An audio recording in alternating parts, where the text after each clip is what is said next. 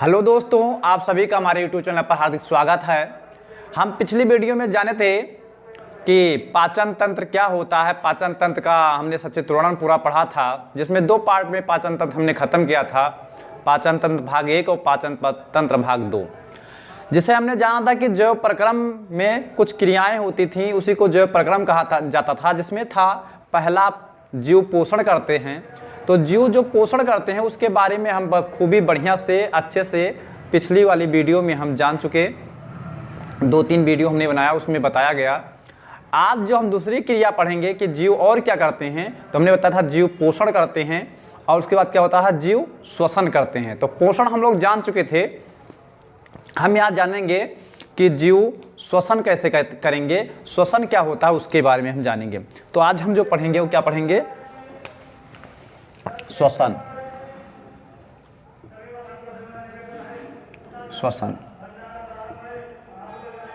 ध्यान दीजिएगा। तो आज हम क्या पढ़ेंगे, श्वसन क्या होता है इसके बारे में पूर्ण अध्ययन करेंगे, विस्तार से अध्ययन करेंगे।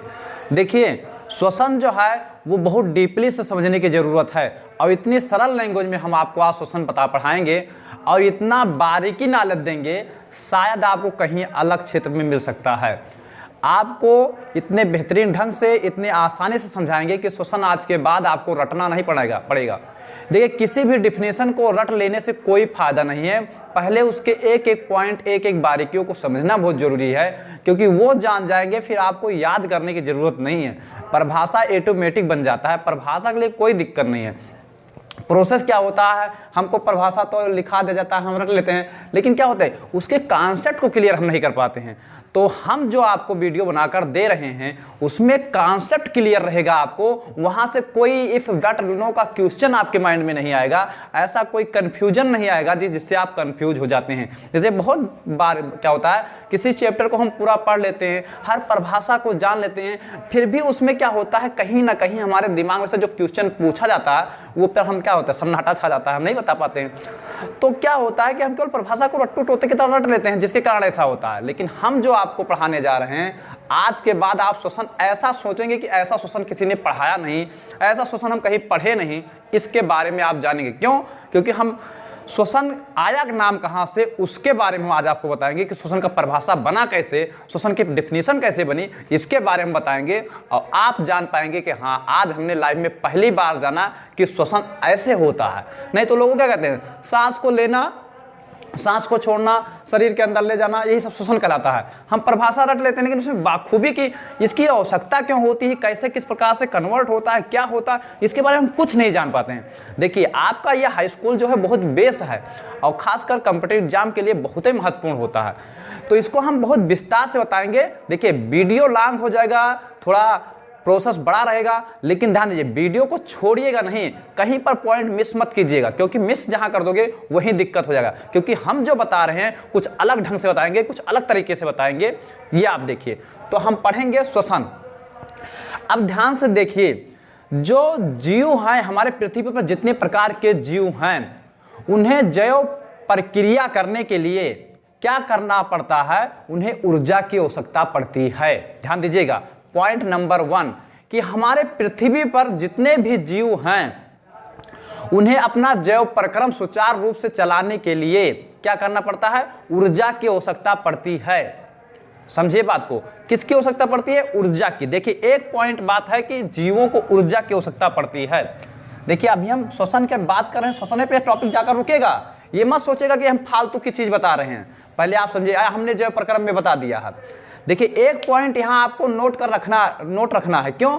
अच्छा, ये सोचिए कि आपको पाचन पहले पढ़ा दिया गया और श्वसन बाद में पढ़ाया जाए। क्या श्वसन को पहले पढ़ा दिया जाए तो नहीं सही है? नहीं सही है, बिल्कुल नहीं सही है। आपको बिल्कुल समझ में नहीं आएगा। क्यों? वो आज आप जान पाएंगे कि किसी टॉपिक को एक सर्किल की जरूरत क्यों पड़ती है, वो आज आप जानेंगे। तो हमने क्या कहा, एक पॉइंट, एक नंबर आपको याद रखना है, क्या कि सभी जीवों को जीवित रहने के लिए, जैव प्रक्रम की क्रिया करने के लिए किसकी आवश्यकता पड़ती है, ऊर्जा की आवश्यकता पड़ती है। अगर ऊर्जा नहीं है तो बड़ी समस्या आ जाएगी। ध्यान दीजिएगा। तो क्या होता है, हमने क्या बताया कि जैव प्रक्रम करने के लिए प्रत्येक जीव को, कोई भी पृथ्वी पर जितने जीव हैं सबको किसकी आवश्यकता पड़ती है, ऊर्जा की आवश्यकता पड़ती है। किसकी? ऊर्जा की आवश्यकता पड़ती है। यानी जैव प्रक्रम के लिए किसकी आवश्यकता पड़ती है? पॉइंट नंबर 1, पॉइंट नंबर 1 क्या है? जीवों को जैव क्रिया करने के लिए ऊर्जा किसकी आवश्यकता पड़ती है? ऊर्जा की आवश्यकता पड़ती है। अब हम समझेंगे, ध्यान दीजिए, ऊर्जा की आवश्यकता पड़ती है। हम फिजिक्स में पढ़े हैं क्या होता है कि ऊर्जा कभी नष्ट नहीं होती है। ऊर्जा संरक्षण का सिद्धांत यहाँ लागू होता है। प्रत्येक जीवधारियों के ऊपर या हमारे पृथ्वी पर क्या होता है, एक ही घटक है जिस पर सारे नियम फॉलो होते हैं, वो है ऊर्जा संरक्षण का नियम। देखिए यहाँ ऊर्जा, अब आप समझेंगे सर जी आप बायोलॉजी पढ़ा रहे हैं कि फिजिक्स पढ़ा रहे हैं? नहीं, आप कॉन्सेप्ट को समझिए।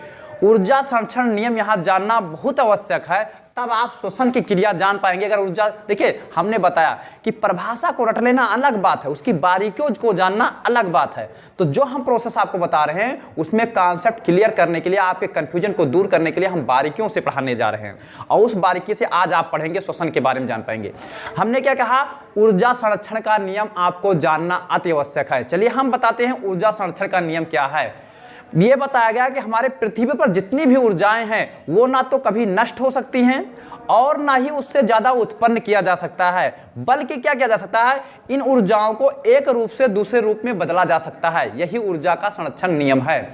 तो हम क्या करते हैं, यही ऊर्जा संरक्षण के नियम का फॉलो करते हुए प्रक्रिया करते हैं। वो किस प्रकार की क्रिया करते हैं वो हम आज आपको बताएंगे। तो हमें क्या दूसरा पॉइंट क्या याद रखना है? ऊर्जा संरक्षण का नियम। ऊर्जा संरक्षण का नियम, ऊर्जा संरक्षण का नियम हमें याद क्या रखना है? ऊर्जा संरक्षण का नियम। ऊर्जा संरक्षण का नियम यह है कि पृथ्वी पर जितनी भी ऊर्जाएं हैं वो कभी नष्ट नहीं हो सकती हैं, बल्कि और ना ही उत्पन्न की जा सकती हैं, बल्कि एक रूप से दूसरे रूप में परिवर्तित किया जा सकता है। अब बात करते हैं कि हम सोचते हैं कि ये ऊर्जा आता कहां से है या ऊर्जा का स्रोत क्या है।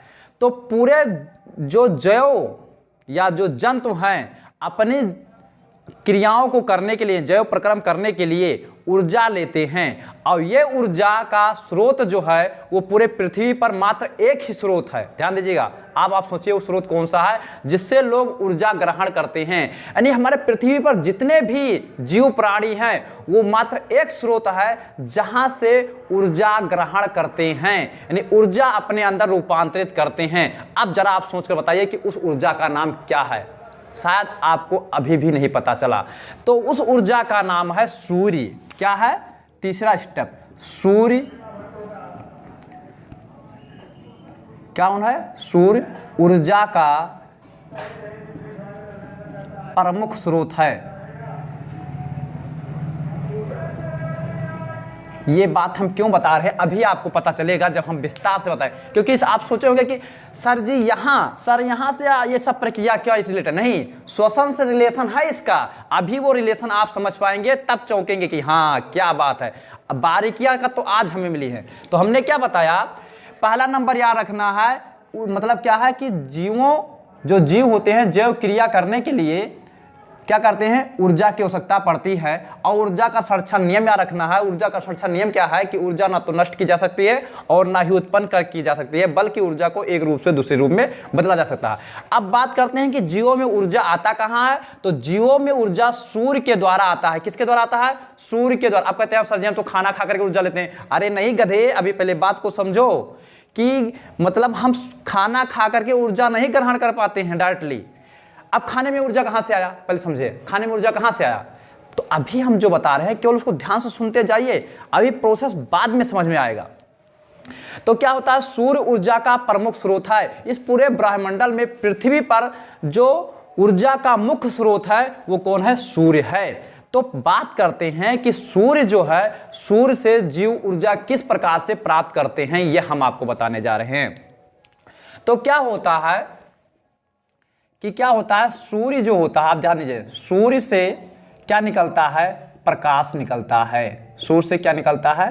प्रकाश। और जो प्रकाश निकलता है इसको कहा जाता है प्रकाशीय ऊर्जा। इसको क्या कहा जाता है? प्रकाशीय ऊर्जा। ध्यान दीजिएगा, सूर्य हमारा क्या है, ऊर्जा का प्रमुख स्रोत है। तो सूर्य ऊर्जा का प्रमुख स्रोत है, तो सूर्य में क्या होता है, तो सूर्य से क्या निकलता है, प्रकाश निकलता है, जिसमें क्या होता है, प्रकाशीय ऊर्जा होता है। अब क्या होगा, प्रकाशीय ऊर्जा क्या होता है, प्रकाशीय ऊर्जा में क्या होता है कि जो पादप होते हैं, सूर्य होता है, उसके बाद क्या होते हैं, पादप। पादप मतलब होता है पौधे, पादप। सूर्य के रिलेशन कहां से हुआ, पादप। अब ये पादप मतलब क्या होता है, पौधे। जो पादप होते हैं, पादप जीव, यानी पादप जीव, पादप जीव, जो पादप जीव होते हैं उनसे रिलेशन है। सूर्य का रिलेशन किससे है, पादप जीवों से है। ये पादप जीव क्या करते हैं, ये पादप जीव प्रकाशीय ऊर्जा, देखिए ये जो प्रकाशीय ऊर्जा है, प्रकाशीय ऊर्जा है, ध्यान दीजिएगा, प्रकाशीय ऊर्जा है। और पादप के अंदर क्या होता है, ग्लूकोज होता है। ध्यान दीजिए, क्या होता है, ग्लूकोज होता है, मतलब क्या होता है, शर्करा, जिसे कहते हैं शर्करा।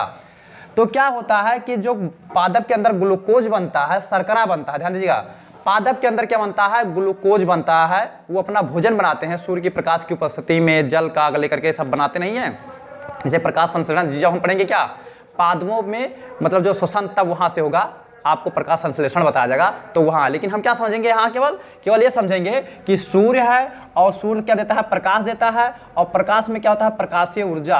तो ये प्रकाशीय ऊर्जा जो है पादप क्या करते हैं, जिसमें पादप में क्या होता है, ग्लूकोज, क्या होता है, ध्यान देखिए, ग्लूकोज, जो पादप में ग्लूकोज पाया जाता है वो, ध्यान देखिए। तो ये पादप में ग्लूकोज होता है, क्या होता है, यानी प्रकाश ऊर्जा और ग्लूकोज आपस में मिलते हैं, जिसके कारण ये प्रकाशीय ऊर्जा ग्लूकोज में संचित हो जाता है, संचित हो जाता है। ध्यान दीजिएगा, नहीं शर्करा जैसे कहते हैं, ग्लूकोज के क्या कहते हैं, शर्करा। ध्यान दीजिए, ये जो प्रकाशीय ऊर्जा है, ये ग्लूकोज के अणु में, ग्लूकोज के अणु में, देखिए यहां क्या लिखा है, ग्लूकोज के अणु में, अणु में क्या जाता है, संचित हो जाता है। ध्यान दीजिएगा, क्यों हम पौधों को खा करके जीवित रहते हैं, हमारे अंदर ऊर्जा किस प्रकार से आता है, इसी के बारे में चर्चा करना है। और ऊर्जा के बारे में जब पता पाएंगे तब हम श्वसन के बारे में जान पाएंगे। तो क्या होता है, सबसे पहले हमारे पृथ्वी पर ऊर्जा का मुख्य स्रोत कौन है, तो वो है सूर्य। सूर्य से क्या होता है, प्रकाश निकलता है, और प्रकाश से प्रकाशीय ऊर्जा निकलता है। ये प्रकाशीय ऊर्जा जो होता है, पादप जीव जितने होते हैं वो ग्लूकोज के अणु में क्या कर लेते हैं, संचित कर लेते हैं। अब क्या होता है, देखिए हमने बताया था कि ऊर्जा एक रूप से दूसरे रूप में परिवर्तित होती है। तो यहाँ क्या हुआ, प्रकाशीय ऊर्जा क्या हुआ, ग्लूकोज के अणु में परिवर्तित हो गया, ग्लूकोज के अणु में संचित हो गया, तो वो क्या हो गया, ऊर्जा का रूपांतरण हो गया। अब क्या होगा, यहां से जो पादप होते हैं, पादप को कौन खाता है, तो पादप को जीवधारी खाते हैं, जीव जंतु खाते हैं। कौन खाते हैं, जंतु खाते हैं। जब जंतु खाते हैं, ध्यान दीजिएगा, जब जंतु खाते हैं, ध्यान दीजिएगा, बात को नहीं समझ नहीं पाएंगे। तो जब जंतु इसे खाते हैं, किसको, पादप को खाते हैं, किसको खाते हैं, पादप को खाते हैं। जंतु पादप को खाते हैं, तो जो ये ऊर्जा होता है, ये ग्लूकोज ऊर्जा जो होता है वो उनके अंदर चला जाता है, यानी ग्लूकोज का अणु उनके अंदर चला जाता है। किसके अंदर, देखिए ये जो ग्लूकोज का अणु है किसके अंदर चला जाएगा, जंतु के अंदर चला जाएगा। पादप खाते हैं तो क्या होता है, ग्लूकोज का अणु, देखिए यहाँ कंडीशन आगे बढ़ा रहे हैं स्टेप वहीं से। पादप खाते हैं, यानी पादप को खाया जाता है, कौन खाते हैं, जंतु। तो जंतु के अंदर क्या होता है कि ये ग्लूकोज का अणु जाता है, ग्लूकोज का अणु जाता है। अब बात को समझिए, ग्लूकोज का अणु जाता है। देखिए ये ग्लूकोज के अंदर ऊर्जा मिला हुआ है, ध्यान दीजिएगा। जैसे हमने क्या किया, अभी हमें हमारे अंदर ये देखो ऊर्जा किसमें है, ऊर्जा जो था वो प्रकाश में था। ये प्रकाशीय ऊर्जा जो है ग्लूकोज के अणु में संचित हो गया है, यानी ग्लूकोज के अणु में समा गया है। जब ग्लूकोज के अणु में समा गया है तो अब किस में मिल जाकर समा गया है, पादप के अंदर चला गया है। यानी जो हम फल फूल खाते हैं, जो भी खाते हैं वो पौधे को खा नहीं जाते हैं, पादप को खा जाते हैं। तो हम पादप को खा जाते हैं तो जो ये ऊर्जा है वो किसमें है, ग्लूकोज के अणु में संचित है। अब उसमें से हम अगर पौधे से खड़े हैं, अगर पौधों में से हम मतलब ऊर्जा ढूंढें कि ऊर्जा कहाँ है, ऊर्जा कहाँ, तो हम ले पाएंगे, नहीं ले पाएंगे। तो फिर हम उसे लेंगे कैसे, प्राप्त कैसे करेंगे, ये प्रक्रिया समझिए। तो क्या हुआ, जंतु के अंदर क्या है, ग्लूकोज का अणु मिला हुआ है। अब इस पादप को जब हम खाएंगे, देखिए पादप को हम क्या करेंगे, खाएंगे। जंतु के अंदर ग्लूकोज का अणु मिला हुआ, देखिए जंतु जो है, जंतु क्या कहेंगे, इस ग्लूकोज का अणु को संचित कर लिए, ग्रहण कर लिए। ग्लूकोज के अणु को क्या कहते हैं, ग्रहण कर लेते हैं, ग्रहण करते हैं। अब जब ये ग्रहण करते हैं तब क्या होता है, तो ये ग्लूकोज है, क्या है, ग्लूकोज है, ग्लूकोज का अणु है, ग्लूकोज का अणु, एक ग्लूकोज का अणु है।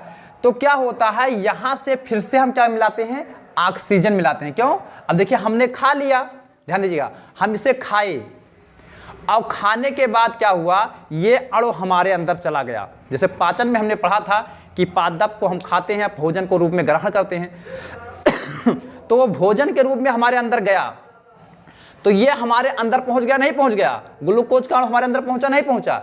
तो ग्लूकोज का अणु हमारे अंदर पहुंचा, लेकिन अभी से उसमें से हम ऊर्जा नहीं निकाल सकते हैं। तो ऊर्जा निकालने के लिए क्या करना पड़ेगा, यहां पर हमें ऑक्सीजन लाना पड़ेगा। क्या लाना पड़ेगा, ग्लूकोज के अणु में क्या जोड़ना पड़ेगा, ऑक्सीजन, ध्यान दीजिएगा, ऑक्सीजन जोड़ना पड़ेगा। ग्लूकोज के अणु में क्या जोड़ना पड़ेगा, अब यह प्रक्रिया हमारे अंदर हो रही है क्योंकि हमने भोजन को ग्रहण कर लिया ना, अब हमारे अंदर ऊर्जा तो बनेगा। देखिए पहले ऊर्जा कहां था, पहले ऊर्जा सूर्य में था, सूर्य से किस में आया, पादप में आया, पादप को हमने खाया, तो पादप को जो हमने खाया तो ग्लूकोज का हमारे अंदर आ गया। अब हमारे अंदर जब आया तो उसमें हमने मिलाया ऑक्सीजन। क्या मिलाया उसमें, ऑक्सीजन। जब उसमें हमने ऑक्सीजन मिलाया तो ये जो क्या बनाएगा, अब ये क्या बनाएगा, तो ये बनाएगा कार्बन डाई, प्रक्रिया पूरा बताएंगे, कार्बन डाइऑक्साइड, कार्बन डाइऑक्साइड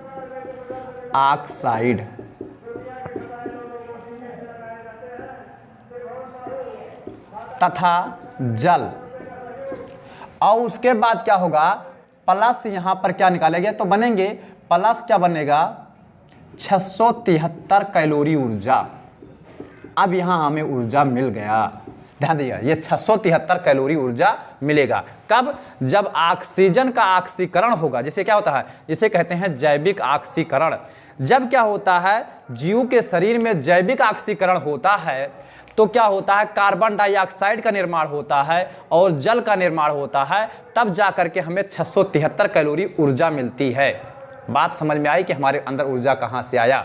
अब बात को एक बात फिर से, हमारे अंदर ऊर्जा आया नहीं आया, अब ये क्या होगा, जंतु के अंदर ऊर्जा उत्पन्न हुआ, जंतु के अंदर रूपांतरित हुआ। ये ऊर्जा किसके अंदर रूपांतरित हुआ, अब ये ऊर्जा जंतु के अंदर रूपांतरित हो गया है। तो ये पूरा सर्किल, ध्यान दीजिए, ये पूरा सर्किल है एक, जो ऊर्जा एक रूप से दूसरे रूप में परिवर्तित हो गई, लेकिन ऊर्जा कहीं नष्ट नहीं हो सकती है। तो इस प्रकार क्या हुआ कि सूर्य द्वारा दी गई ऊर्जा हमारे अंदर आ गया, सूर्य द्वारा दी गई ऊर्जा हमारे अंदर आ गया, और उसी ऊर्जा से हम जो है अपना जैव प्रक्रम की क्रिया करते हैं। बात समझ में आया, कुछ पल्ले पड़ा, कुछ बात समझ में आया नहीं आया तो जल्दी की कोई बात नहीं, फिर से समझते हैं, बैक समझते हैं। सूर्य जो है ऊर्जा का प्राथमिक स्रोत है और प्रमुख स्रोत है। सूर्य से क्या होता है, पौधे जो होते हैं क्या करते हैं, प्रकाश संश्लेषण की क्रिया करते हैं। क्या करते हैं, प्रकाश संश्लेषण की क्रिया करते हैं, और प्रकाश संश्लेषण की क्रिया में प्रकाशीय ऊर्जा को अपने ग्लूकोज के अणु में संचित कर लेते हैं। ग्लूकोज के अणु में जब संचित करते हैं तो हम पादपों को खाते हैं, और पादपों को खा करके क्या करते हैं, ग्लूकोज का अणु में क्या मिलाते हैं, ऑक्सीजन मिलाते हैं। अब ऑक्सीजन जब मिलता है, ये क्रिया कहाँ होती है, क्रिया कोशिका के अंदर होती है। क्रिया कहाँ होगी, हमारे कोशिका के अंदर। किसके अंदर होगा, कोशिका के अंदर होगा, कोशिका के अंदर। ये प्रक्रिया कहाँ होगा, कोशिका के अंदर ही होगा। ये जो प्रक्रिया है कोशिका के अंदर होगा। अब जब कोशिका के अंदर होगा तो वहां से कार्बन डाइऑक्साइड जल बनेगा तथा 673 कैलोरी ऊर्जा मिलेगी हमें। क्या मिलेगी, 673 कैलोरी ऊर्जा मिलेगी। तो हमारे अंदर ऊर्जा आ गया। अब क्या होता है, हम सोचेंगे सर जी हम पादपों को ही खा करके ऊर्जा पाएंगे क्या, जैसे कुछ लोग जंतु जो होते हैं मांसाहारी जंतु तो भी होते हैं, या कई प्रकार के, हमने पोषण में बताया कि जंतु कितने प्रकार के होते हैं, तो सब तो पादप खाते नहीं। लेकिन समझिए अब ये ऊर्जा जंतु के अंदर आ नहीं गया है, जंतु के अंदर ऊर्जा आ गया। अब जो जंतुओं को खाएगा उसके अंदर वो ऊर्जा रूपांतरित होगी, नहीं रूपांतरित होगी, उसके अंदर ऊर्जा चला जाएगा। ध्यान से समझिए बात को। तो यहां क्या हो रहा है, ऊर्जा का ट्रांसफर हो रहा है। क्या हो रहा है, ट्रांसफर हो रहा है। ऊर्जा एक जंतु से दूसरे, एक जीव से दूसरे जीव में परिवर्तित हो रही है। और मुख्य जो है सूर्य से ऊर्जा प्राप्त करने वाला कौन है, वो है पादप। तो ध्यान दीजिएगा, सूर्य नहीं रहेगा, अगर सूर्य नहीं है तो कोई भी प्राणी पृथ्वी पर जीवित नहीं रह सकता है।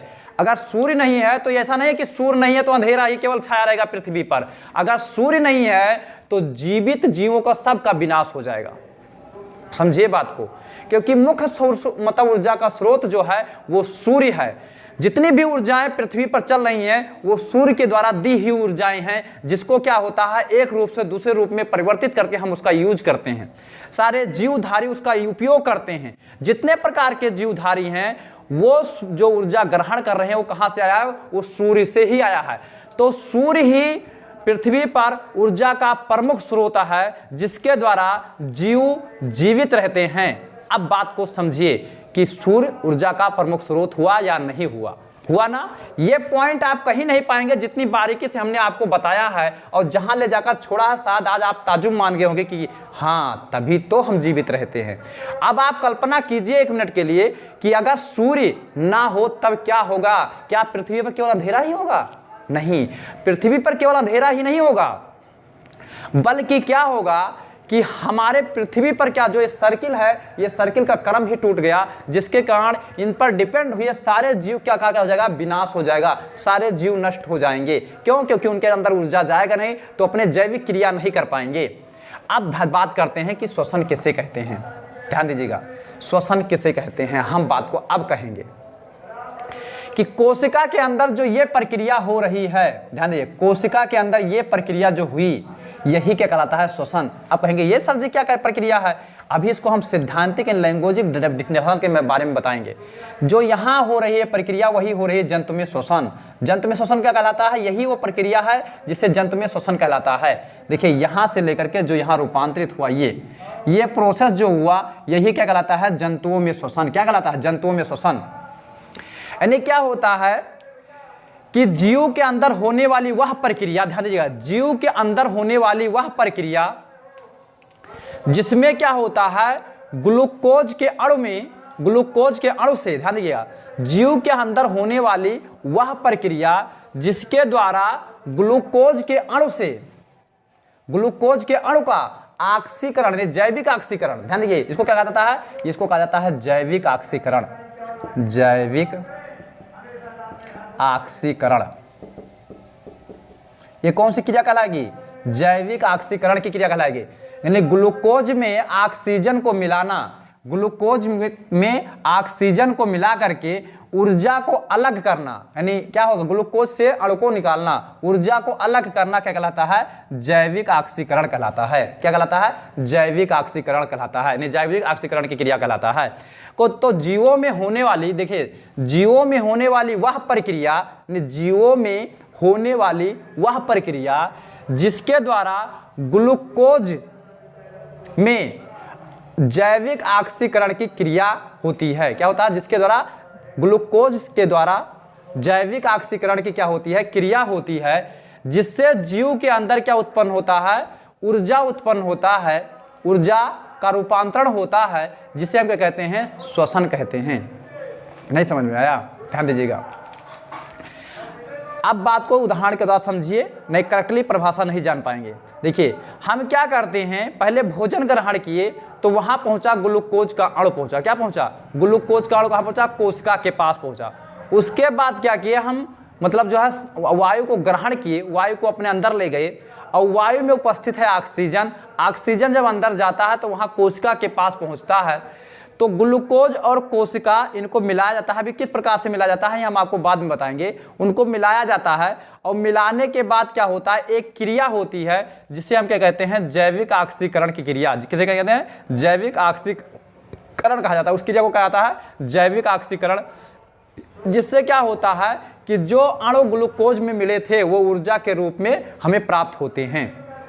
जो ऊर्जा ग्लूकोज में एटीपी अणु कैसे कहते हैं, जो ऊर्जा ग्लूकोज के अणु में संचित था वो हमें प्राप्त होता है, और यह पूरी प्रक्रिया क्या कहलाती है, श्वसन कहलाती है। तो आप श्वसन की परिभाषा लिखेंगे, कैसे लिखेंगे कि जीवों में होने वाली जैव ऑक्सीकरण, देखिए जीवों में होने वाली जैविक ऑक्सीकरण की क्रिया को हम क्या कहते हैं, श्वसन कहते हैं। अब ध्यान, छोटी सी परिभाषा बन गई, क्या हो गई, श्वसन किसे कहते हैं, ध्यान दीजिए, छोटा सा परिभाषा आया, श्वसन यानी क्या होगा, जीवों में होने वाली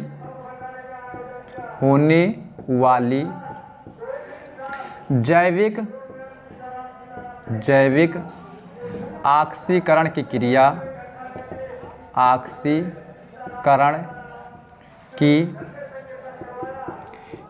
को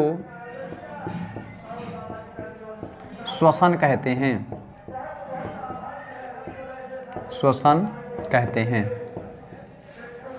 ध्यान दीजिएगा, फिर से समझिए आपको कि जीवों में होने वाली जैविक ऑक्सीकरण की क्रिया को हम क्या कहते हैं, श्वसन कहते हैं। यानी जीवों में आप देखिए जैविक ऑक्सीकरण क्रिया कौन कहती है, जैविक ऑक्सीकरण क्रिया हम आपको समझा रहे हैं कि क्या होता है कि जब हम पादप को खाते हैं तो उसमें ग्लूकोज में क्या मिला हुआ होता है, ग्लूकोज के अणु के अंदर क्या होता है, वो होता है ऊर्जा। देखिए यहाँ पर संचित रहता है, देखिए ग्लूकोज में संचित हो जाता है, क्या कौन संचित हो जाता है, ऊर्जा संचित, ये प्रकाशीय ऊर्जा संचित हो जाता है,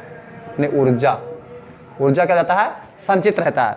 अब जो ये ऊर्जा संचित है हम खाएंगे, लेकिन क्या होगा, वहां डायरेक्टली हम ऊर्जा को फिर से ग्लूकोज के अंदर से निकाल नहीं सकते हैं, तो क्या करना पड़ता है, उसमें ऑक्सीजन मिलाना पड़ता है। तो ग्लूकोज, अब देखिए कोशिका के अंदर पूरा हो रहा है कि वहां ग्लूकोज का हम भोजन किए, पाचन हुआ, पाचन के बाद अवशोषण हुआ, अवशोषण के बाद स्वांगीकरण हुआ, उसके बाद क्या हो गया, ये ग्लूकोज का अणु कहां पहुंच गया, कोशिका के पास पहुंच गया, कोशिका के अंदर पहुंच गया। जब कोशिका के अंदर ये पहुंच गया तो हम क्या ग्रहण करेंगे, ऑक्सीजन। ऑक्सीजन भी वहां कोशिका के पास तक जाएगा, तो क्या होगा, यहां पर एक क्रिया होगा, क्या होगा, यहां पर क्या होगा, एक क्रिया होगा, जिसके फलस्वरूप क्या होगा, कार्बन डाइऑक्साइड तथा जल का निर्माण होगा और 673 कैलोरी ऊर्जा का निर्माण होगा। तो इस प्रकार से हमें ऊर्जा प्राप्त हुआ। तो यह पूरी प्रक्रिया क्या कहलाती है, जैव ऑक्सीकरण की क्रिया कहलाती है। तो जैव ऑक्सीकरण की क्रिया को हम क्या कहते हैं, श्वसन कहते हैं। समझ में आई बात। अब बात करते हैं कि श्वसन कितने प्रकार का होता है, ये हम जानेंगे। ध्यान दीजिए, श्वसन की क्रिया कितने चरणों में होता है, ये पहले हम जानेंगे, प्रकार बाद में जानेंगे। श्वसन की जो क्रिया होती है वो कितने चरणों में होता है, तो श्वसन की क्रिया जो होती है वो 2 चरणों में होता है। श्वसन क्रिया कितने प्रकार का होता है, 2 चरणों में होता है। एक होता है बाह्य श्वसन, क्या होता है, बाह्य श्वसन, और एक होता है अंतः श्वसन। अंतः श्वसन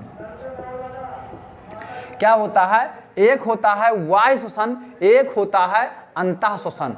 श्वसन की क्रिया क्या होती है, 2 प्रकार की होती है, यानी 2 चरणों में होती है। ध्यान दीजिए, हमारे शरीर में श्वसन की क्रिया क्या होती है, 2 चरणों में होती है। एक होता है बाह्य श्वसन और एक होता है अंतः श्वसन। बाह्य श्वसन, अंतः श्वसन को हम स्पष्ट करेंगे। ध्यान दीजिएगा, बाह्य श्वसन क्या कहलाता है और अंतः श्वसन क्या होता है, इसके बारे में हम बात करेंगे। तो ध्यान दीजिएगा कि सबसे पहले क्या होता है कि हमने देखा कि मतलब क्या है कि भोजन का पाचन होता है, पाचन के फलस्वरूप क्या होता है, वहां मतलब क्या होता है, ग्लूकोज कहां पहुंचता है, मतलब हमारे शरीर के अंदर पहुंचता है। वो शर्करा जो हमारे शरीर के अंदर पहुंचता है, और कहां पहुंचता है, शरीर के अंदर, कोशिकाओं के अंदर पहुंचता है। और उसके बाद क्या होता है, हम अपने नाक के द्वारा ऑक्सीजन ग्रहण करके कहां ले जाते हैं, कोशिकाओं के पास ले जाते हैं। तो ऑक्सीजन को ग्रहण करके कोशिकाओं के पास ले जाते हैं, और कोशिकाओं के अंदर क्या होता है, ये मतलब जो होता है ग्लूकोज का अणु और ऑक्सीजन का अणु मिल जाता है, और मिलने के बाद क्या होता है, कार्बन डाइऑक्साइड और जल का निर्माण करता है, और वहां से हमें ऊर्जा मिलती है। क्या होती है, कोशिकाओं को ऊर्जा मिल जाती है। तो क्या होता है कि ऑक्सीजन को शरीर के अंदर ले जाना, और उसके बाद देखिए श्वसन कहां से पूरी प्रक्रिया स्टार्ट है, श्वसन कहां से स्टार्ट होता है, समझिए, ऑक्सीजन को शरीर के अंदर ग्रहण करना। यहां कहां है वो, अंदर जाओ, पुरान की मोबाइल का यहाँ ले जाइए।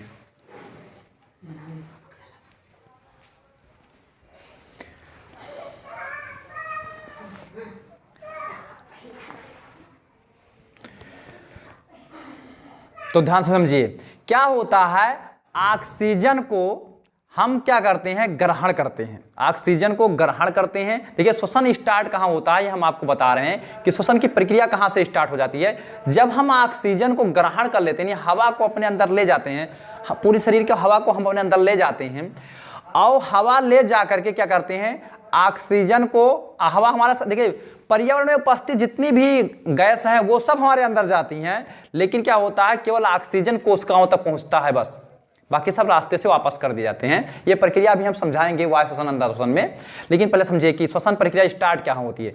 कि ऑक्सीजन को हम ग्रहण कर रहे हैं, ध्यान, ऑक्सीजन को हम ग्रहण करते हैं, ऐसे करते हैं, सांस लेते हैं, तो हम जैसे सांस ले तो सारे कंडीशन अंदर चले गए, लेकिन हम यहाँ केवल नाम लेंगे ऑक्सीजन का। तो ऑक्सीजन को शरीर के अंदर पहुंचाना, देखिए वायुमंडल में उपस्थित ऑक्सीजन को क्या करना, कोशिकाओं तक पहुंचाना। कहां तक पहुंचेंगे, कि देखिए कोशिकाओं में आएंगी तो ऑक्सीजन ना, पहुंचा करके क्या करना, ग्लूकोज के अणु से को मिला करके क्या बनाना, ऊर्जा बनाना। यह पूरी प्रक्रिया क्या कहलाती है, श्वसन कहलाती है। यहाँ पर शार्ट में लिखा हुआ है, एग्जैक्ट परिभाषा लिखा है, जीवों में होने वाली वो सभी प्रक्रियाएं कि जिसके द्वारा क्या होता है, हमें ऊर्जा का प्राप्त होता है, उसी को हम क्या कहते हैं, श्वसन कहते हैं। तो यहाँ ध्यान दीजिएगा कि क्या होता है कि ऑक्सीजन को कोशिकाओं तक पहुंचाना तथा कोशिकाओं के अंदर ऊर्जा उत्पन्न करना, यह पूरी प्रक्रिया कहलाती है श्वसन। तो यहाँ पर दो चरणों में मतलब जो है श्वसन होता है, एक बाह्य श्वसन होता है, एक अंतः श्वसन होता है। बाह्य श्वसन की बात करें तो जो प्रक्रिया हम कोशिका के बाहर अपनाते हैं, क्रिया करते हैं श्वसन के दौरान, देखिए श्वसन के दौरान जो क्रिया हम कोशिका के बाहर करते हैं वो क्या कहलाता है, बाह्य श्वसन कहलाता है। और कोशिका के अंदर जो क्रिया करते हैं वो क्या कहलाता है, अंतः श्वसन कहलाता है। तो पहले हम जानेंगे यहाँ बाह्य श्वसन अंतः श्वसन के बारे में विस्तार से थोड़ा जानेंगे। चलिए इसको आप स्क्रीनशॉट ले लीजिए, तो उसके बाद हम समझाते हैं कि बाह्य श्वसन और अंतः श्वसन क्या होता है। तो ध्यान से देखिए, हम क्या जानेंगे कि श्वसन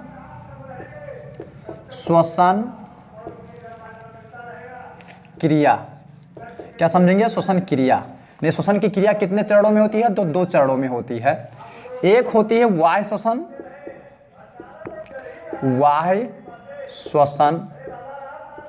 और एक होता है अंतः श्वसन।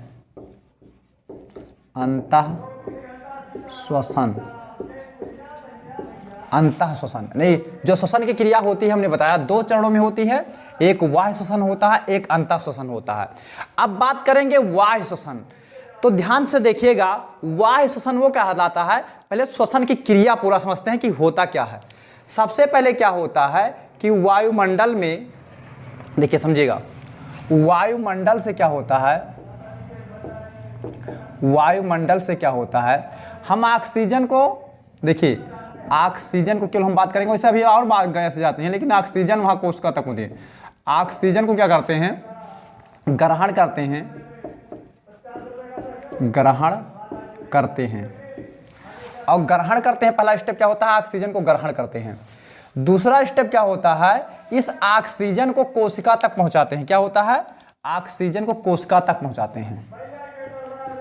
ऑक्सीजन को कोशिका तक पहुंचाते हैं, कोशिका तक पहुंचाते हैं। देखिए, अगर इस वीडियो को केवल आप ध्यान से देख ही लेंगे और कहीं पर स्किप किए बिना आप पूरा देख लेते हैं, तो आप श्वसन के बारे में बहुत महत्वपूर्ण जानकारी प्राप्त कर लेंगे। ध्यान समझिएगा। तो ऑक्सीजन को ग्रहण करते हैं, ऑक्सीजन को कोशिकाओं तक पहुंचाते हैं, और यह ऑक्सीजन कोशिका के अंदर जब पहुंचता है तो क्या होता है, जैव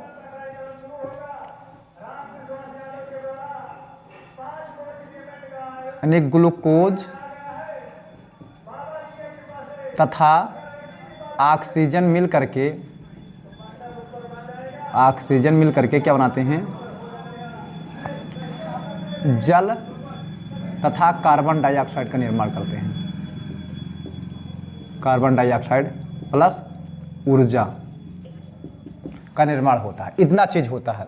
उसके बाद जो बचता है क्या होता है, कंडीशन क्या होता है, चौथा स्टेप, जब वहाँ ऊर्जा का निर्माण हो जाता है और कार्बन डाइऑक्साइड यहाँ उत्पन्न होता है तो फिर क्या होता है, कार्बन डाइऑक्साइड ऊपर से फिर से आता है, कार्बन डाइऑक्साइड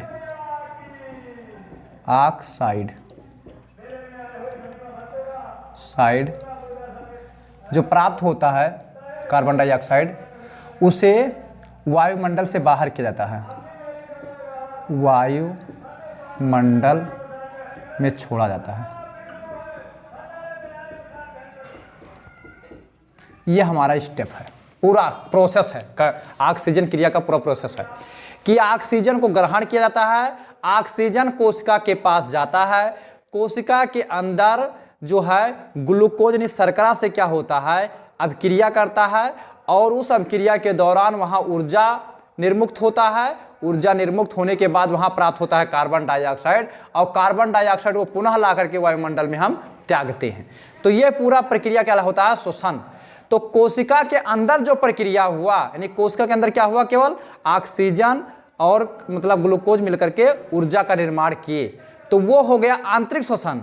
और जो ये पूरा प्रक्रिया यानी ऑक्सीजन को कोशिका के पास ले जाया गया और फिर उसके उधर से क्या हुआ, कार्बन डाइऑक्साइड ला करके बाहर छोड़ा गया, ये हुआ बाह्य श्वसन। समझे नहीं समझे?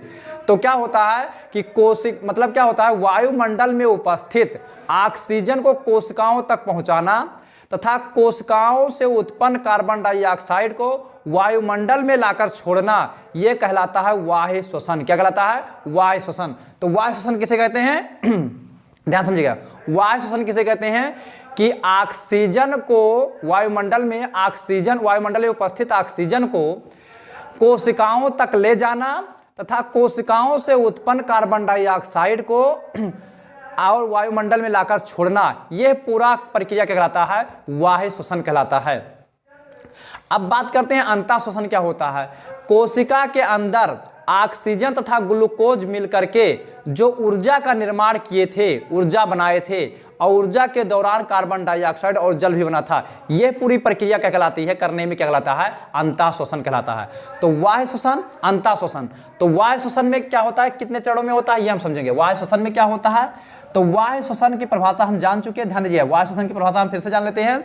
बाह्य श्वसन किसे कहते हैं, यानी पहले हम बाह्य श्वसन समझेंगे, बाद में अंतः श्वसन समझेंगे। तो क्या होता है, ध्यान समझिएगा। और उससे पहले हम श्वसन का एक रासायनिक समीकरण अभिक्रिया पढ़ लेते हैं, यानी श्वसन की रासायनिक अभिक्रिया। श्वसन की रासायनिक अभिक्रिया क्या होते हैं, रासायनिक अभिक्रिया। कभी कभी पूछ लेता है। तो क्या होता है, हमने क्या बताया था कि सबसे पहले क्या होता है, ग्लूकोज होता है। क्या होता है, ग्लूकोज। अभी हम बाह्य श्वसन थोड़ा बाद में समझते हैं, पहले क्या समझते हैं, ग्लूकोज होता है और प्लस क्या होता है, ग्लूकोज के साथ क्या मिलता है, ऑक्सीजन मिलता है, ऑक्सीजन मिलता है। और ये मिल करके क्या बनाते हैं, जल बनाते हैं, प्लस क्या बनाते हैं, कार्बन डाइऑक्साइड, कार्बन डाइऑक्साइड और प्लस 673 कैलोरी ऊर्जा बनाते हैं। तो इसको हम थोड़ा अभिक्रिया में दौड़ेंगे। तो ग्लूकोज का क्या होता है फार्मूला, C6H12O6, C6H12O6 प्लस क्या होगा, ऑक्सीजन मिलाया जाएगा, ये ऑक्सीजन हो जाएगा और गिव्स आउट कितना हो जाएगा, क्या बनेगा, जल बनेगा, नहीं H2O प्लस क्या बनेगा, कार्बन डाइऑक्साइड यानी CO2 और प्लस 673 कैलोरी ऊर्जा बनेगा। देखिए आप लोग रसायन विज्ञान में समीकरण को संतुष्ट करना सीखे होंगे, नहीं सीखे होंगे तो हम यहाँ बता देंगे। सबसे पहले हम देखते हैं यहाँ किसका अणु सबसे ज़्यादा है। तो यहाँ हाइड्रोजन का अणु ज़्यादा कितना है, यहाँ 12 है। देखिए यहाँ 12 है और इधर कितना है, देखिए दोनों पक्ष बराबर होना चाहिए। तो यहाँ 12 है, यहाँ पर कितना है, 2 है। तो यहाँ अगर 6 से गुणा कर देंगे तो 12 हाइड्रोजन ये भी हो जाएगा। तो ध्यान देखिए हाइड्रोजन हमारा दोनों तरफ बराबर हो गया, 12 हाइड्रोजन का अणु यहाँ है और 6 दूनी 12 हाइड्रोजन का अणु इधर भी है। उसके बाद फिर क्या देखेंगे, उसके बाद देखते हैं कार्बन डाइऑक्साइड कितना है, तो कार्बन डाइऑक्साइड मतलब क्या है, उसके बाद किसका अणु ज़्यादा है, तो ऑक्सीजन का। तो 6 इधर है और कितना है, 2 इधर है, 8 होना चाहिए। इधर कितना है, 6 एक साथ ही है, तो इसको छोड़ देते हैं, पहले हम कार्बन को लेते हैं। कार्बन हमारा देखो एक जगह यहाँ है, कार्बन हमारा एक इधर है और इधर कितना है, 6 है, तो यहाँ से 6 से मल्टीप्लाई कर देंगे तो क्या जाएगा, कार्बन भी हो जाएगा। ध्यान दीजिएगा, ऑक्सीजन को छोड़ देते हैं क्योंकि 6 यहाँ है और वही उधर उतने भी है वो ऑक्सीजन। तो यहाँ क्या पहले हाइड्रोजन, देखिए हाइड्रोजन में कितने अणु हैं, 12, तो 12 बनाने के लिए 2 से 6 से गुणा करना पड़ा, इतना हो गया। अब यहाँ कार्बन डाइऑक्साइड के कितना अणु है, इधर 6 हैं और इधर कितना अणु थे, इधर मतलब क्या था, 1 था, तो 6 से गुणा किए कम बराबर हो गया दोनों तरफ, बचा ऑक्सीजन बराबर नहीं है। तो ऑक्सीजन इधर कितना है, ध्यान दीजिएगा, पहले इधर समझेंगे ऑक्सीजन कितना, इधर कम है उधर ज़्यादा है।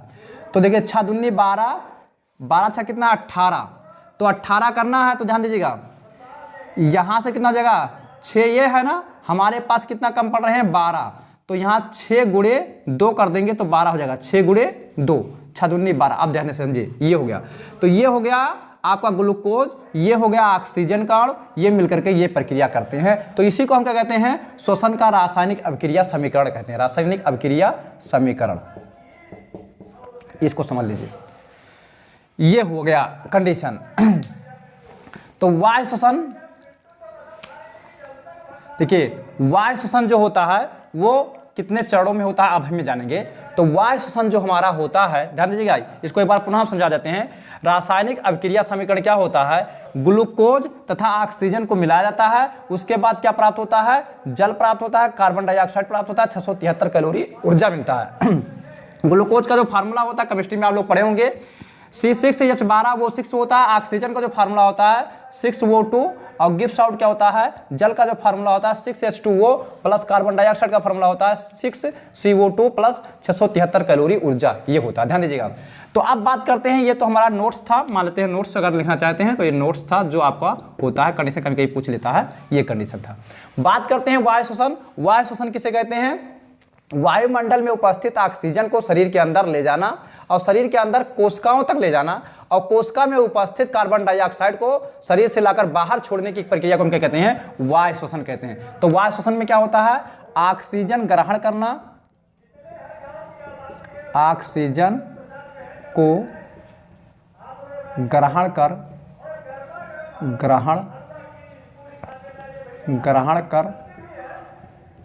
देखिए एक प्रक्रिया कोशिका के बाहर ही होने वाली है, यानी कोशिका ग्रहण कर कोशिका तक ले जाना, कोशिका तक ले जाना, कोशिका तक ले जाना, ले जाना तथा, ध्यान दीजिए हमने क्या कहा, ऑक्सीजन को ग्रहण करके कोशिका तक ले जाना और उसके बाद उधर से फिर वापस आ रहा है, क्योंकि कोशिका के बाहर ही क्रिया कहलाता है। कोशिका के बाहर होने वाली मतलब श्वसन क्रिया को हम क्या कहते हैं, वायु श्वसन कहते हैं, और कोशिका के अंदर होने वाली क्रिया को क्या है, श्वसन क्रिया को हम क्या कहते हैं, अंतः श्वसन कहते हैं। तो कोशिका के बाहर क्या होता है, ऑक्सीजन को ग्रहण कर लिया जाता है, ऑक्सीजन को ग्रहण करके कहाँ ले जाता है, श्वसन के अंदर, मतलब जो है कोशिका के अंदर, और कोशिका के अंदर से क्या होगा, वहां से कार्बन डाइऑक्साइड होगा और कार्बन डाइऑक्साइड को लाकर कहाँ छोड़ा जाएगा, मतलब वायुमंडल में छोड़ा जाएगा। तो कोशिका तक ले जाना तथा कार्बन डाइऑक्साइड को, कार्बन डाइऑक्साइड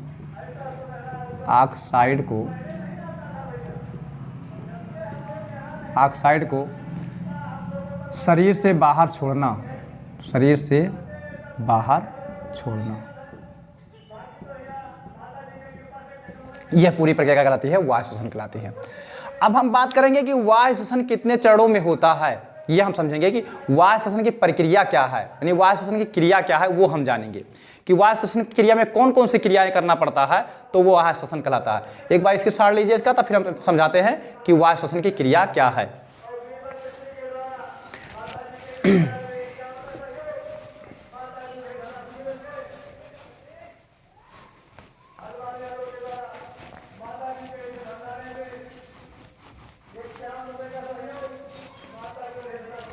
क्या हम समझने आया है, वायु श्वसन की क्रिया।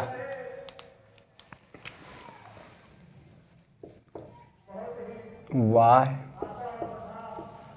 श्वसन की क्रिया, वायु श्वसन की क्रिया। तो वायु श्वसन की जो क्रिया है वो कुछ चरणों में संपन्न होती हैं, उन चरणों की हम बात करेंगे। तो वायु श्वसन की जो पहला क्रिया होता है, वायु श्वसन का जो चरण है वो पहले चरणों में जो संपन्न होता है उसे कहा जाता है श्वासोच्छ्वास। कौन सी क्रिया होती है? श्वासोच्छ्वास की क्रिया होती है। श्वासोच्छ्वास नाम आप लोग सुने होंगे, श्वासोच्छ्वास की क्रिया। अभी इसके बारे में बताएंगे क्या होता है श्वासोच्छ्वास की क्रिया। दूसरा क्रिया जो होती है वो होता है फेफड़े। फेफड़े का भी चित्र भी बनाएंगे। फेफड़े तथा रुधिर के बीच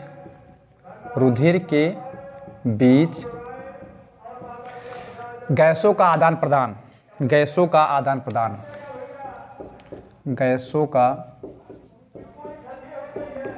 आदान अभी एक प्रक्रिया हम समझाएंगे, आदान प्रदान। यानी पहला क्या होता है? श्वासोच्छ्वास की क्रिया होता है। दूसरा क्या होता है? फेफड़े तथा रुधिर के बीच गैसों का आदान प्रदान। तीसरी क्रिया क्या होती है? ऑक्सीजन का परिवहन। ऑक्सीजन का परिवहन। चौथा जो होता है वो होता है रुधिर तथा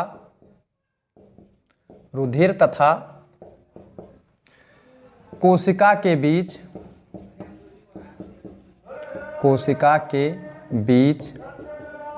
गैसों का आदान प्रदान।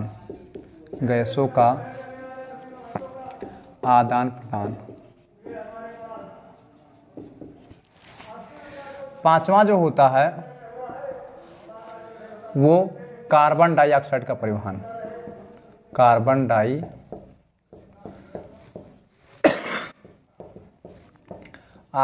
का परिवहन।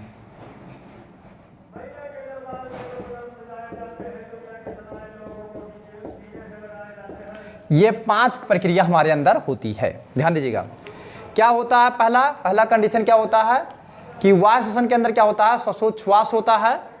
दूसरा प्रक्रिया क्या है? फेफड़े तथा रुधिर के बीच गैसों का आदान प्रदान होता है और ऑक्सीजन का परिवहन होता है। रुधिर तथा कोशिका के बीच गैसों का आदान प्रदान होता है। कार्बन डाइऑक्साइड का परिवहन होता है। ये होता है यानी 5 प्रक्रिया के द्वारा वायु श्वसन समाप्त होता है, पूर्ण संपन्न। स्टार्ट कहाँ होता है? श्वासोच्छ्वास से होता है। अब यहाँ पहला प्रोसेस हम समझेंगे कि श्वासोच्छ्वास किसे कहते हैं, इसको हम जानेंगे। श्वासोच्छ्वास क्या होता है इसके बारे में हम जानेंगे। तो यहाँ पहला कंडीशन क्या जानेंगे? श्वासोच्छ्वास। पहला कंडीशन क्या जानेंगे? श्वासोच्छ्वास।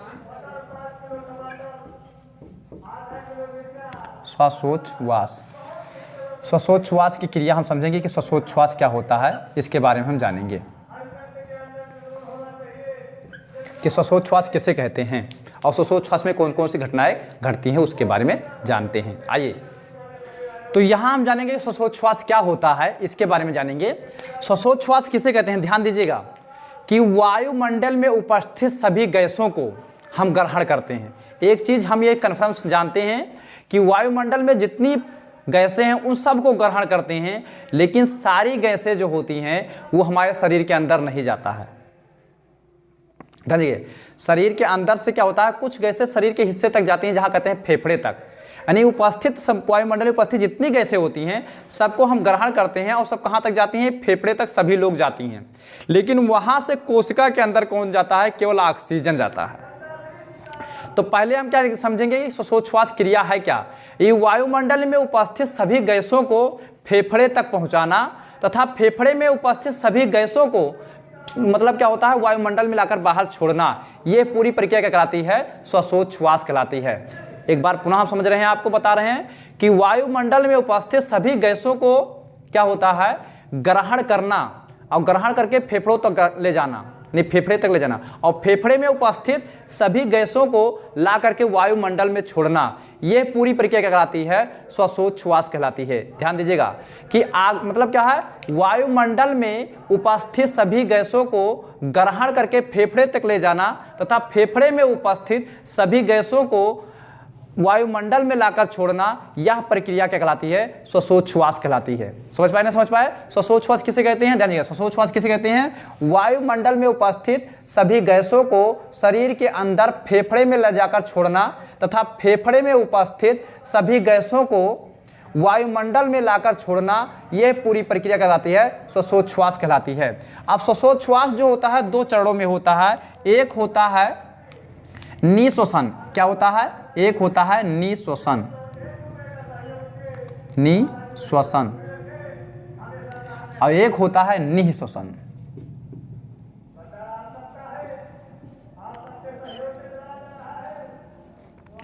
एक होता है निःश्वसन, एक होता है निःश्वसन। अब बात करते हैं कि निःश्वसन किसे कहते हैं और निःश्वसन किसे कहते हैं। तो ध्यान दीजिए, आग मतलब वायुमंडल में उपस्थित सभी गैसों को फेफड़े तक ले जाना। ध्यान समझिएगा, हमने क्या बताया कि श्वासोच्छ्वास क्या होता है? वायुमंडल में उपस्थित सभी गैसों को फेफड़े तक ले जाना तथा फेफड़े में उपस्थित सभी गैसों को वायुमंडल में लाकर छोड़ना, यह पूरी प्रक्रिया क्या कहलाती है? श्वासोच्छ्वास कहलाती है। या सांस को ग्रहण करना क्या कहलाता है? सांस को ग्रहण करना तथा सांस को छोड़ना की प्रक्रिया को हम क्या कहते हैं? श्वासोच्छ्वास कहते हैं। लेकिन करेक्ट अगर आप लिखना तो क्या लिखेंगे? वायुमंडल में उपस्थित सभी गैसों को फेफड़े तक ले जाना तथा फेफड़े में उपस्थित सभी गैसों को वायुमंडल में लाकर छोड़ना, यह प्रक्रिया श्वासोच्छ्वास कहलाती है। श्वासोच्छ्वास दो चरणों में होता है। एक होता है निःश्वसन और एक होता है निःश्वसन। निःश्वसन किसे कहते हैं? यानी खांसी आ रही है, देखिएगा। तो निःश्वसन किसे कहते हैं? वायुमंडल में उपस्थित सभी गैसों को फेफड़े तक ले जाने की क्रिया को हम क्या कहते हैं? निःश्वसन कहते हैं। यानी वायुमंडल में उपस्थित सभी गैसों को फेफड़े तक ले जाने की क्रिया को हम कहते हैं? निःश्वसन कहते हैं। और निःश्वसन किसे कहते हैं? फेफड़े में उपस्थित सभी गैसों को लाकर वायुमंडल में छोड़ना क्या कहलाता है? निःश्वसन कहलाता है। तो अब यहां बात करेंगे कि निःश्वसन के दौरान कौन कौन सी गैस हमारे शरीर के अंदर जाती है और निःश्वसन के दौरान कौन कौन सी गैस हमारे शरीर के बाहर आती है, और ये क्यों जरूरी है, इसके लिए हम बताएंगे। ध्यान दीजिएगा। तो क्या होता है इसमें निःश्वसन में?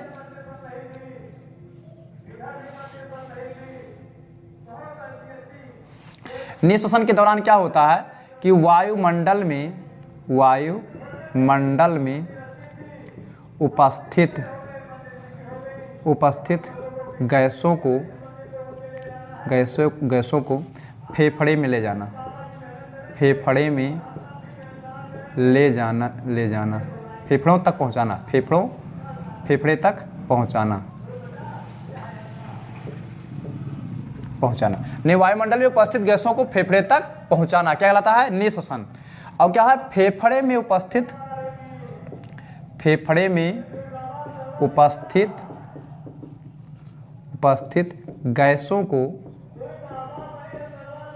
गैसों को वायुमंडल में छोड़ना, वायुमंडल में छोड़ने की क्रिया को क्या कहते हैं? निःश्वसन कहते हैं। निःश्वसन कहते हैं। ध्यान समझिएगा, वायुमंडल में उपस्थित गैसों को फेफड़े तक पहुंचाना क्या कहलाता है? निःश्वसन कहलाता है। पहुंचाना निःश्वसन कहलाता है।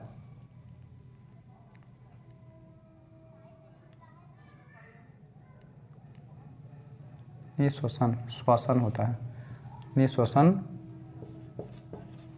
कहलाता है।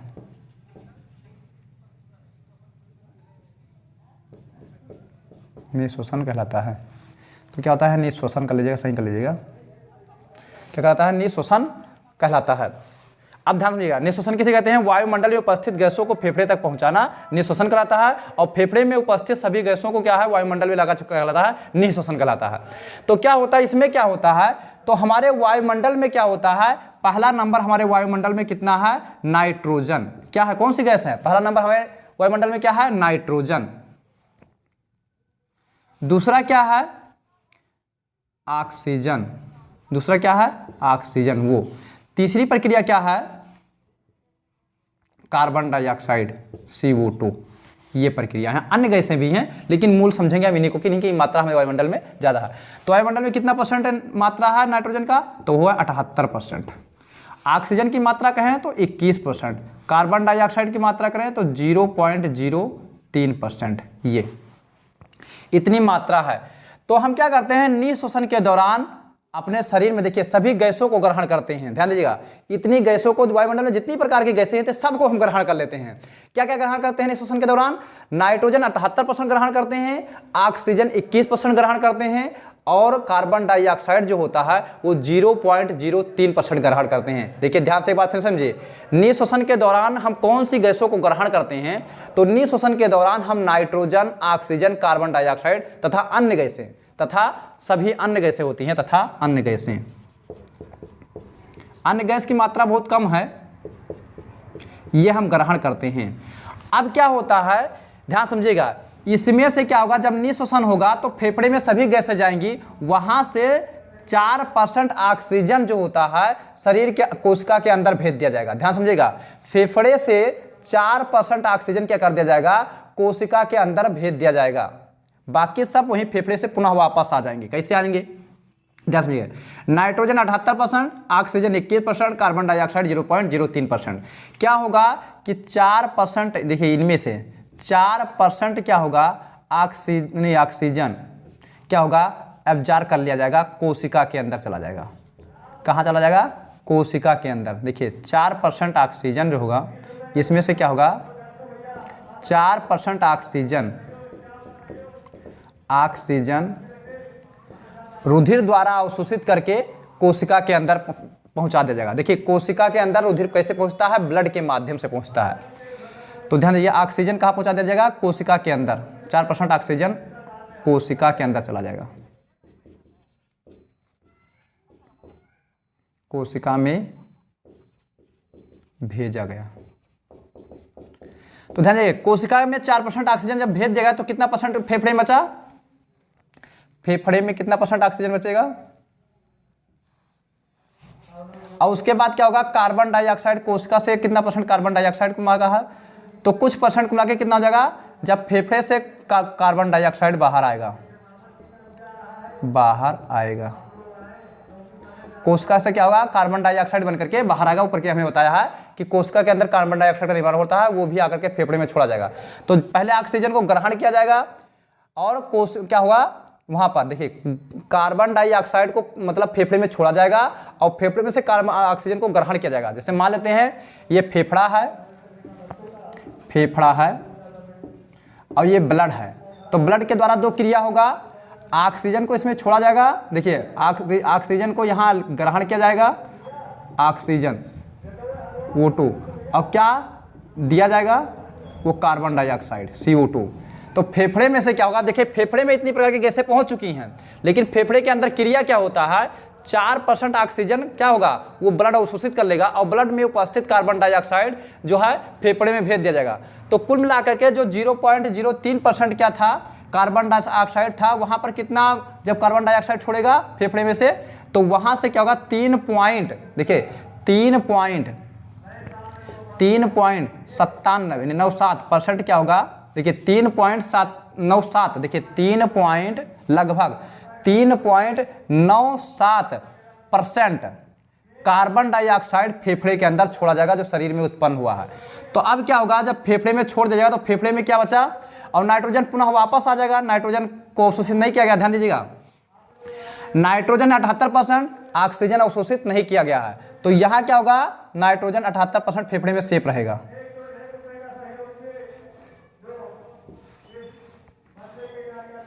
अब देखिए फेफड़े में कितना % क्या बचता है वो हम देखते हैं।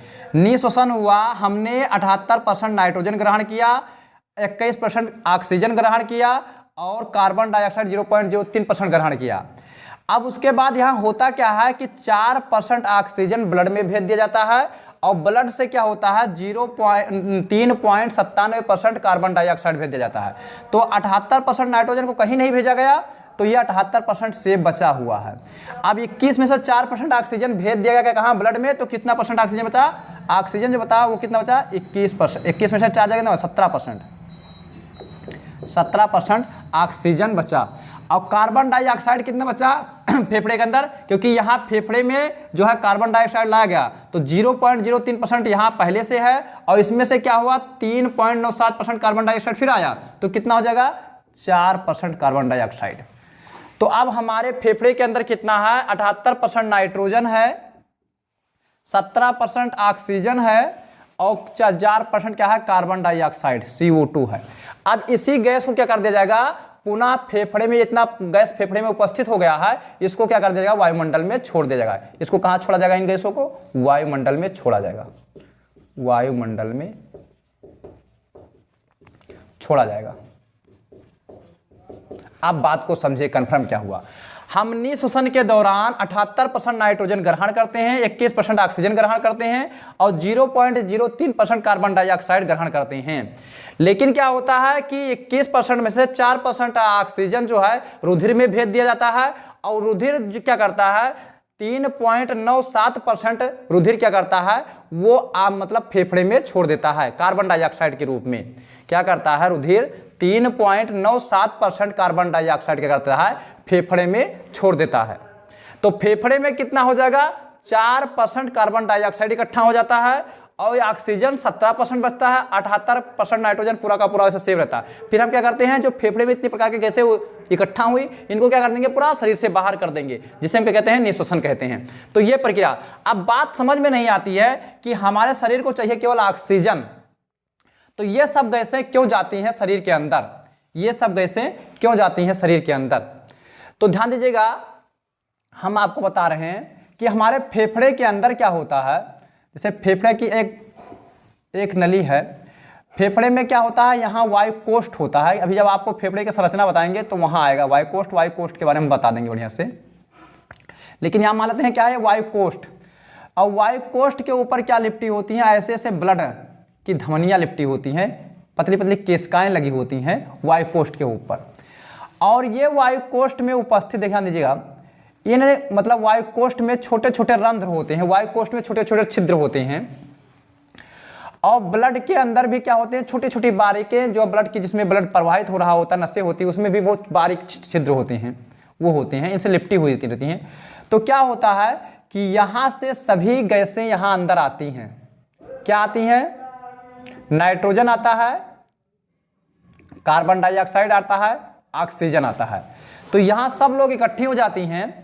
तो क्या होता है कि ये रुधिर क्या करता है 4% ऑक्सीजन 21% ये आता है, 0.03% ये आता है, 78% ये आता है। तो क्या होता है रुधिर क्या करता है इसमें से 4% ऑक्सीजन ग्रहण कर लेता है। तो 4% यहाँ जब ग्रहण करेगा ये तो यहाँ 4% ऑक्सीजन की कमी हो जाएगी और यहाँ से क्या करता है 3.97% कार्बन डाइऑक्साइड वापस कर देता है। अब ध्यान से समझिएगा कि जब ये मतलब सारी गैसें आती हैं तो ये खुल जाता है, फूल जाता है, ये वायुकोष्ठ क्या जाता है फूल जाता है और जब सारी गैसें जाती हैं तो वायुकोष्ठ सिकुड़ जाता है। तो जब हम गैस ग्रहण करते हैं तो ये फूल जाता है। इसका मतलब क्या है कि जो यहाँ के रंध्र होते हैं उनके छिद्र खुल जाया करते हैं। तो जब छिद्र खुल जाते हैं तो गैसों का आदान होता है। तो देखिए यहाँ पर प्रक्रिया क्या होता है गैसें ग्रहण करता है। तो गैसों को किस प्रकार से ग्रहण किया जाता है हम आपको बता रहे हैं। यहाँ पर क्या होता है कि रुधिर द्वारा एक दाब लगता है, क्योंकि छिद्र में क्या होता है जब छिद्र खुलता है तो रुधिर द्वारा एक दाब लगता है और इधर से गैसों द्वारा एक दाब लगता है। जो ये सारी गैसें आई हैं इनके द्वारा भी क्या होता है क्योंकि पूरा भर जाता है, जैसे ये वायुकोष्ठ गैसों से भर जाता है। अब जब ये गैसों से भर जाता है तो यहाँ जब गैस भरेगा तो ये फूलेगा तो नहीं क्या दीवारों पर दाब लगाएगा और रुधिर क्या करेगा अंदर की ओर दाब लगाएगा। तो दोनों का बैलेंस संतुलित रहता है, जिसके कारण रुधिर इसके अंदर नहीं प्रवेश कर पाता है और यहाँ से ऑक्सीजन को रुधिर अवशोषित कर लेता है तो यहाँ खाली स्थान उत्पन्न हो जाता है, उतना ही कार्बन डाइऑक्साइड वापस कर देता है, फिर से भर जाता है। लेकिन अगर ये गैसें सारी गैसें इसके साथ ना आए तब क्या होगा, अगर ये सारी गैसें ना आए तो अंदर निम्न दाब होगा और वायु मतलब रुधिर जो होगा बाहर से एक दाब लगाएगा, जिसके कारण क्या होगा रुधिर जो है इसमें वायुकोष्ठ के अंदर घुस जाएगा। जैसे मान लेते हैं कि दोनों तरफ से दाब पड़ रहा है और जो जीतेगा, जैसे दो राजा युद्ध कर रहे हैं, जो जीतेगा वही तो अंदर घुस जाएगा उसके अंदर। तो यहाँ क्या होगा ब्लड अंदर घुस जाएगा और जब हम सांस छोड़ेंगे तो पिचकेगा, जिसके कारण ब्लड हमारा नाक से बाहर आ जाएगा। तो तो इस तरीके से बार बार क्या होगा, ब्लड हमारे नाक से बाहर आता रहेगा, जिसके कारण हमारा मृत्यु भी हो सकता है। तो ये ब्लड अंदर ना आने पाए, इसके लिए क्या होता है, अन्य गैसों को छोड़ दिया जाता है, ताकि यहाँ क्या हो, उच्च दाब उत्पन्न हो जाए। जब यहाँ उच्च दाब उत्पन्न हो जाएगा तो क्या होगा, जब ये ब्लड अंदर आना चाहेगा तब नहीं। और जब से हम क्या होते हैं, ये ब्लड मतलब क्या होता है, हवा गैस को छोड़ते हैं तो इसे सिकुड़ जाता है, और सिकुड़ने पर अंदर बंद हो जाया करते हैं। जब ये फूलता है तभी रंध्र खुलते हैं, और ये बंद हो जाएगा तब रंध्र नहीं खुलते हैं। तो जिसके कारण क्या होता है, जब खुलता है तो रंध्र खुलते हैं, जैसे ये फूलता है तो रंध्र खुलते हैं। जब रंध्र खुलते हैं तो अब रुधिर उसके अंदर नहीं जा पाता है, खुलने के बावजूद भी रुधिर उसके अंदर नहीं जा पाता। क्यों? क्योंकि बाहर से अंदर से एक दाब लग रहा है। देखिए अंदर से क्या करते हैं, ये गैसें आत हो जाती हैं, सारी गैसें, तो सारी गैसें मिलकर के दाब लगाती हैं, जिससे रुधिर को अंदर नहीं आने देती हैं। नहीं तो रुधिर अंदर चला जाएगा वायु कोष्ठ के, तो क्या होगा, फेफड़े द्वारा नाक से फिर से बाहर आने लगा। तो इस प्रक्रिया के द्वारा यहाँ पर क्या होता है, सभी गैसों को वहां अंदर जाना आवश्यक होता है, ताकि क्या हो, हमारे वायुमंडल का जो दाब है और शरीर के अंदर जो दाब उत्पन्न हो रहा है वो दोनों संतुलित रूप में बने रहें। इसलिए अन्य गैसों को भी जरूरत पड़ती है।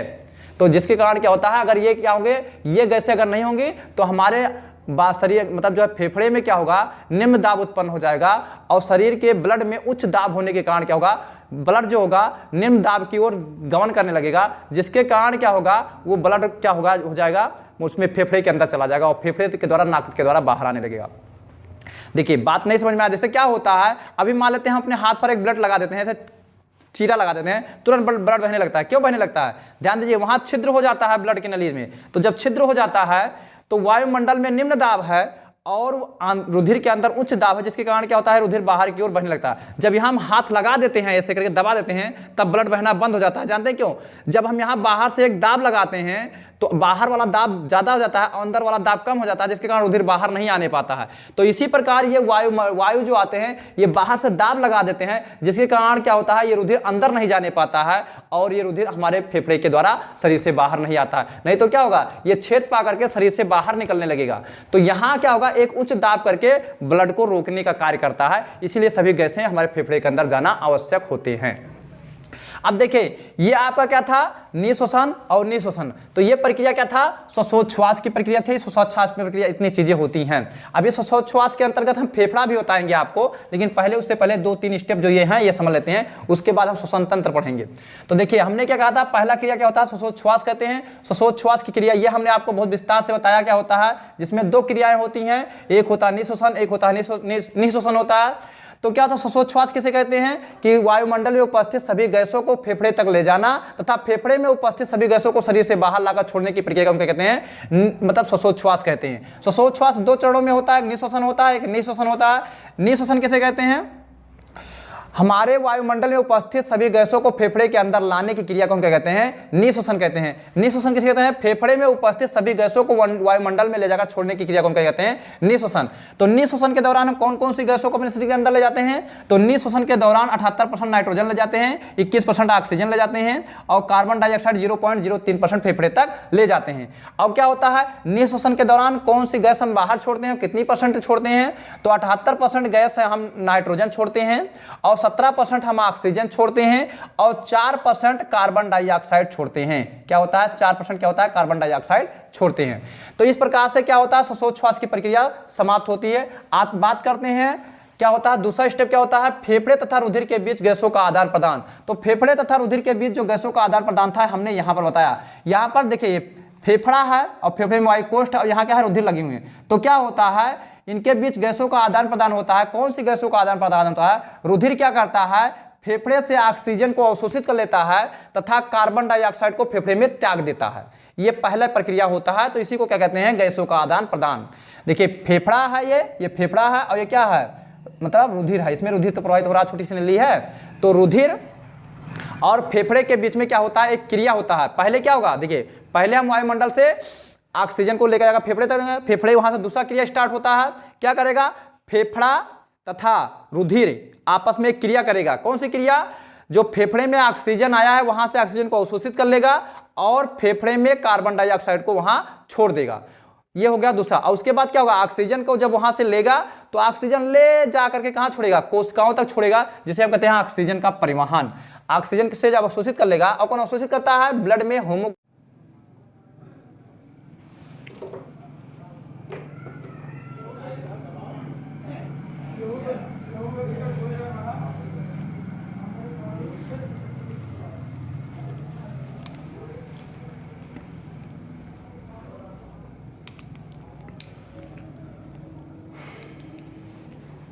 तो क्या होता है, ऑक्सीजन को जो अवशोषित करता है वो कौन अवशोषित करता है, हीमोग्लोबिन अवशोषित करता है। कौन अवशोषित करता है, हीमोग्लोबिन अवशोषित करता है। अब ध्यान दीजिएगा, जब यहाँ से ऑक्सीजन को हीमोग्लोबिन अवशोषित कर लेगा और ऑक्सीजन को अवशोषित करके कहाँ ले जाएगा, वो मतलब कोशिका तक ले जाएगा, तो वो क्या कहलाएगा आपका ऑक्सीजन का परिवहन। उसके बाद फिर क्या होगा, रुधिर को देखिए, रुधिर क्या करेगा, जब मतलब क्या होगा, ऑक्सीजन को ले जाकर के कोशिका के पास ले गया तो कोशिका में क्या होगा और रुधिर के बीच में फिर क्रिया होगा, क्योंकि रुधिर कोशिका के पास पहुंचा। तो जैसे ही उसके पास पहुंचेगा तो वहां पर क्या होगा, रुधिर क्या करेगा, ऑक्सीजन को त्याग देगा किसमें, कोशिका में, और कोशिका से क्या करेगा, मतलब कार्बन डाइऑक्साइड को ले लेगा, अवशोषित कर लेगा। तो ये क्या कहलाएगा, रुधिर और कोशिका के बीच क्या हुआ, गैसों का आदान प्रदान हुआ। अब उसके बाद कार्बन डाइऑक्साइड का परिवहन, तो जब रुधिर कार्बन डाइऑक्साइड पा गया तो वो कार्बन डाइऑक्साइड ला करके कहाँ, पुनः फेफड़े में छोड़ेगा। ये क्या कहलाएगा आपका, कार्बन डाइऑक्साइड का परिवहन। देखिए, जब हम आपको फेफड़े का फेफड़ा पढ़ाएंगे, श्वसन तंत्र पढ़ाएंगे, तो वहां सब ये सब बातें और क्लियर हो जाएगा। तो ध्यान दीजिएगा, तब तक आप पहले इसका कंडीशन समझ लीजिए। अब क्या होगा, इसके बाद जो हम प्रक्रिया पढ़ेंगे वो क्या पढ़ेंगे, श्वसन तंत्र पढ़ेंगे। तो श्वसन तंत्र में जब हम पढ़ेंगे तब हम प्रक्रिया जान पाएंगे, उसके बाद तब फिर हम अंतः श्वसन पढ़ेंगे। तो ये वीडियो वैसे बहुत लॉन्ग हो गया है, अब इसके आगे वाले जो वीडियो आएगा वो श्वसन तंत्र का रहेगा। श्वसन तंत्र क्या होता है, कैसे होता है, वो सब प्रोसेस हम वहाँ बताएंगे। जीव में श्वसन तंत्र कौन कौन होते हैं ये सब बताएंगे, वो वहाँ हम पढ़ेंगे, ठीक है। तो अगर आपको ये वीडियो अच्छा लगा हो तो शेयर कीजिए, लाइक कीजिए, कमेंट कीजिए, और अगर हमारे चैनल पर आप नए हैं तो चैनल को सब्सक्राइब कर लीजिए, घंटे को दबा दीजिए, ताकि आपके मोबाइल का भी घंटा बज जाया करे जब हम यहाँ से वीडियो डाला करें, आपको नोटिफिकेशन मिल जाया करें।